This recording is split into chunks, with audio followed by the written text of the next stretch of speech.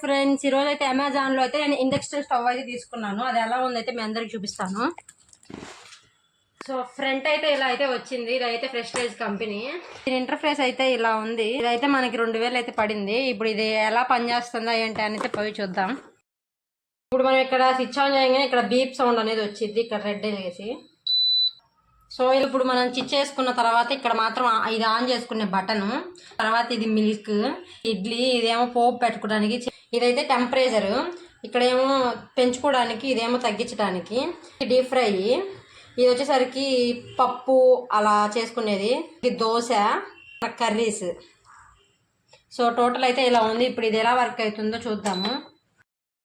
మనకి ఇదైతే 20 నిమిషాలు అయితే పట్టిద్దని మిషన్లో అయితే చూపిస్తుంది. అయినా మనం తగ్గించుకోవచ్చు, పెంచుకోవచ్చు. ఇప్పుడైతే నేనైతే తగ్గిస్తున్నాను.